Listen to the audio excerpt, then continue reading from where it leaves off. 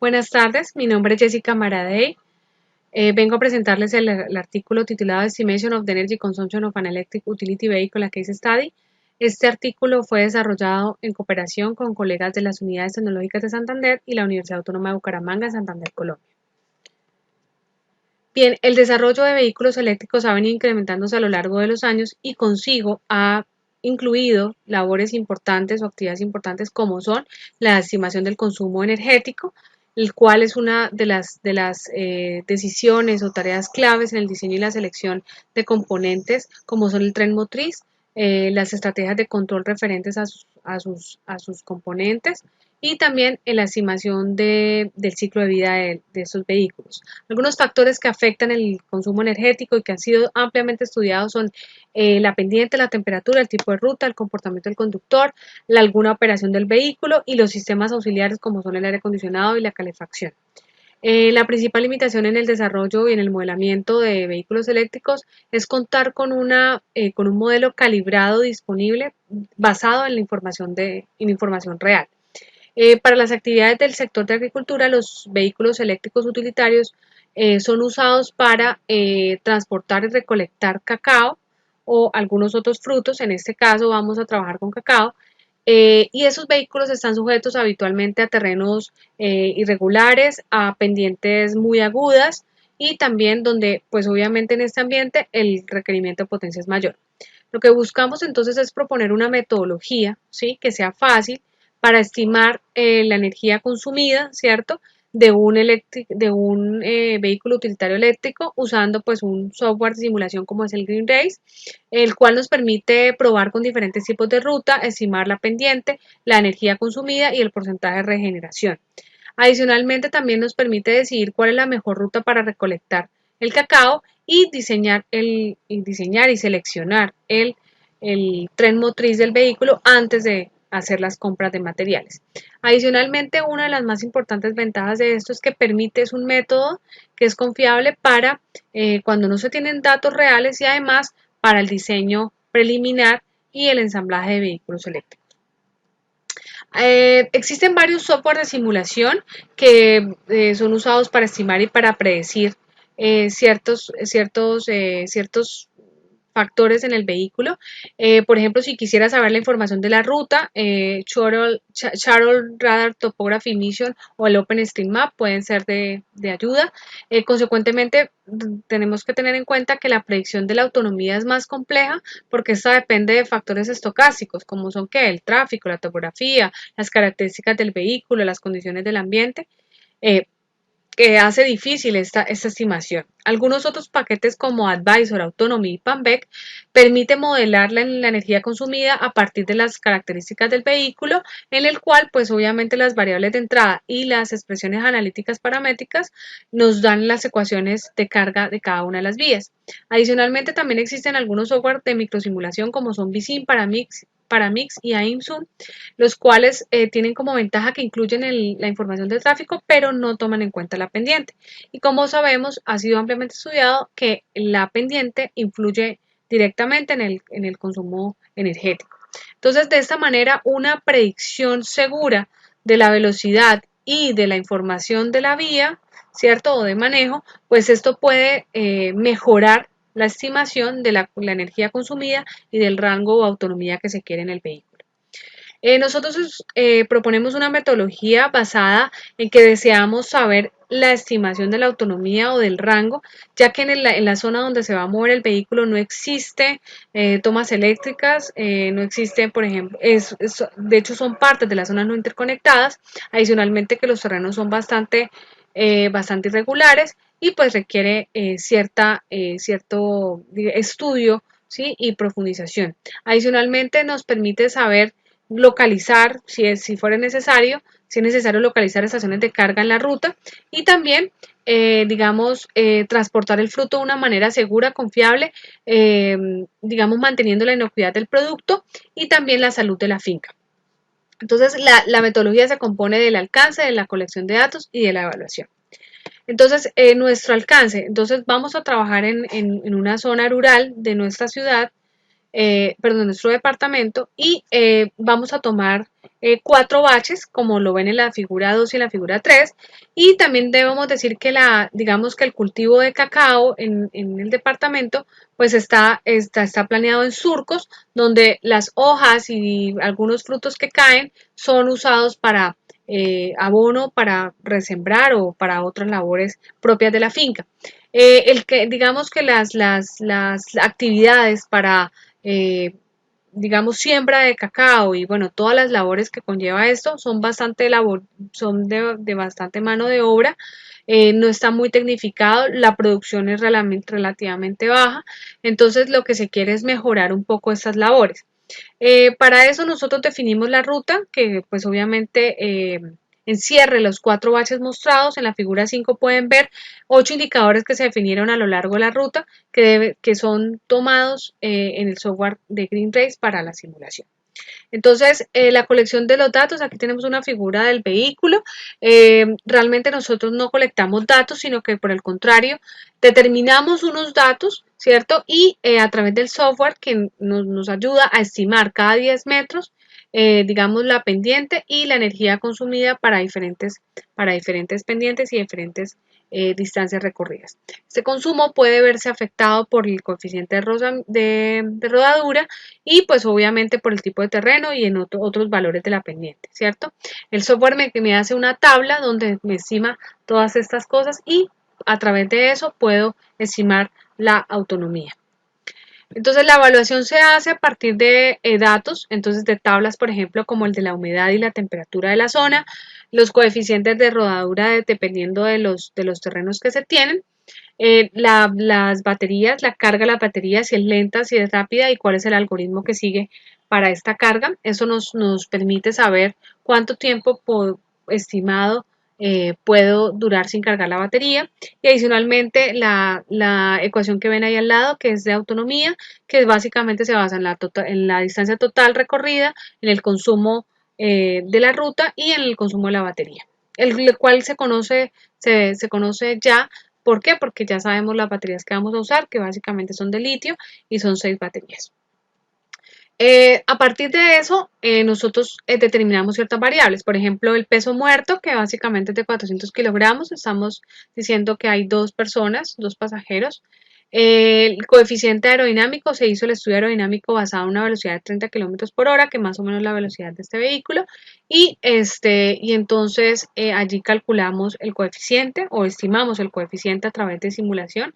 Luego también la energía de las baterías, entonces 18 kilovatios hora, el desempeño del tren motriz, que básicamente es el 75%, la máxima velocidad de trabajo va a ser de 80 kilómetros por hora, la energía regenerada pues debe ser el 30% de la energía consumida, eso digamos en nivel general, no tenemos accesorios que demanden potencia y el coeficiente a la rodadura.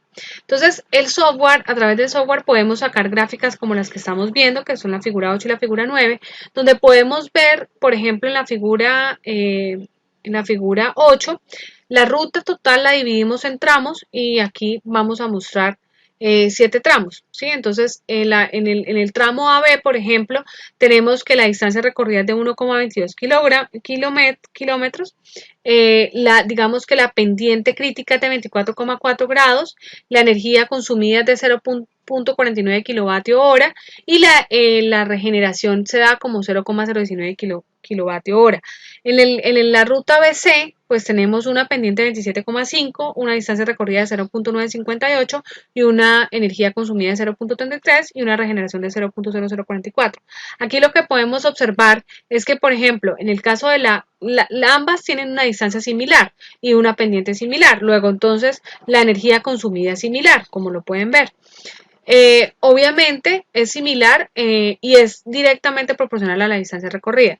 Pero adicionalmente vemos que en el caso de BC hay menos picos, ¿cierto? Menos picos negativos. Perdón, más picos negativos. Luego, entonces, como se toma es que se puede regenerar es cuando se está frenando. Esto quiere decir que cuando hay pendientes negativas se está regenerando. Entonces aquí tenemos picos más críticos. Por ejemplo, ahí tenemos una de -20, ¿cierto? Un pico en -20, lo cual hace que regenere más el vehículo. Entonces, esa es la diferencia entre cada una de las rutas. Ahí también pueden ver el acumulado de la energía consumida y en ambas rutas podemos ver cómo varía la pendiente, ¿sí? Bien, aquí también presentamos los mismos resultados, solamente teniendo en cuenta que el comportamiento varía en cada una de las rutas de acuerdo a lo mismo, de acuerdo a la pendiente, de acuerdo a la distancia recorrida, la energía consumida y por supuesto el porcentaje de regeneración. Vemos que en esos tres tramos, que es el CD, el DE y el EF, la que más regenera es la ruta DE y vemos por qué. Por ejemplo, tenemos un punto, una pendiente positiva bastante alta y tenemos varios picos a nivel negativo. Lo que podríamos decir es que la energía que se consume, digamos, subiendo, ¿cierto?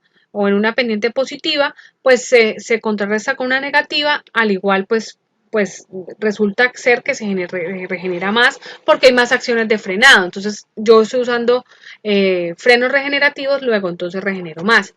Adicionalmente también podemos ver en la CD y en la EF que hay tramos de líneas rectas. En esto no se recupera, no se regenera casi energía. Entonces por eso también vemos que pues obviamente regeneran mucho menos. También vemos que, por ejemplo, en el caso de la EF, la regeneración es mucho menor porque solamente hay un pico negativo, entonces solamente hubo ese tramito que pudo regenerar. Adicionalmente, en las dos últimas rutas hay un comportamiento similar, solamente habría que decir aquí que pues digamos que las distancias son mayores, los tramos son 2,6 y 2,25 y adicionalmente que la energía regenerada es mayor en la ruta FG debido a que, como ustedes ven, hay más picos positivos y negativos que pueden llegar a regenerar un poco más que en el caso de la GH y pues obviamente la pendiente menor, digamos, está a 6,4 que es la más crítica, ¿no? Entonces son pendientes básicamente pequeñas, entonces pues también regenero poco. ¿Sí? Como resultados totales, tenemos una distancia total de 9,83 kilómetros, una energía consumida por vuelta o por recorrido, 1,41 kilovatio por hora, y reemplazando esos dos valores en la ecuación anteriormente de autonomía, nos da que tenemos una autonomía de 125,69 kilómetros, y lo que nos daría 13 vueltas, ¿cierto? Alrededor de la ruta, de toda la ruta, nos daría eso de autonomía, lo cual pues nos permitiría 13 viajes sin recarga, lo cual es muy bueno porque nos ayuda a mejorar la productividad en este sector y sobre todo en la tarea de recolección de cacao. Si no lo hubiéramos hecho así por tramos, el software me hubiera dicho que la autonomía es 165 más o menos, y pues entonces sería un poco ligeramente mayor. Esto tiene que ver con la estimación básicamente que hace el software, digamos, sin contar tramos, sino todo lo general, ¿no? Entonces vemos que esta manera de los tramos pues nos permite tener un mayor control y analizar qué pasa en cada tramo un poco más exhaustivamente y ser más conservadores en la estimación de la autonomía. Bien, como conclusiones, bueno, realmente implementar estas tecnologías nuevas que sean amigables con el ambiente, pues también traen consigo unos costos de inversión. En este caso, migrar a una tecnología eléctrica costaría aproximadamente $20,000, sin contar las labores de mano de obra que ya se deben hacer, instalando pues todo este kit en el vehículo y pues obviamente aumentando o colocando las estaciones de carga necesarias. Pues el software Green Race nos muestra una estimación bastante acertada de lo que es la autonomía del vehículo, ya que pues haciéndolo de manera general nos ofrece una autonomía de 162,50 versus 125,69 kilómetros, que fue lo que obtuvimos analizando por tramos con una velocidad de 30 kilómetros por hora. También decir que aunque la energía regenerada no es mucha, ¿cierto? Es importante porque eso también nos permite, pues que obviamente las baterías estén mucho mejor, ¿sí? Que las baterías nos duren mucho más. Entonces, no necesariamente tiene que ser muy grande, pero aunque fue pequeña, nos sirve porque le agrega pues también autonomía al vehículo, ese ahorro energético.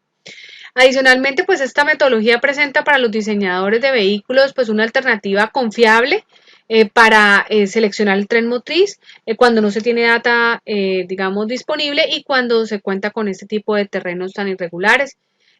Nos ofrece una muy buena alternativa. Adicionalmente, pues obviamente nos permite diseñar las baterías, ¿sí? Tener más en cuenta todos esos aspectos y no solamente las curvas de características del motor. También en este estudio se tomaron en cuenta el peso muerto, el coeficiente de arrastre y algunos otros factores que son relevantes para el consumo energético. Adicionalmente, la implementación de estos tipos de vehículos permite, ¿cierto?, recolectar 86.475 frutos de cacao, pues en 13 vueltas, lo cual pues sin necesidad de recarga, lo cual hace que mejore un poco la productividad del sector. Adicionalmente, los trabajos futuros deben ir encaminados a validar, digamos, con data real estos resultados mediante la instrumentación en el vehículo y también considerar algunos otros factores que puedan influir como es la temperatura y pues corroborar la pendiente, ¿cierto? A través de un GPS u otro instrumento para seleccionar la ruta. También se pueden incluir modelos de estimación del estado de carga de las baterías y de algunas otras, otros tipos de batería igualmente. Algunas referencias y gracias.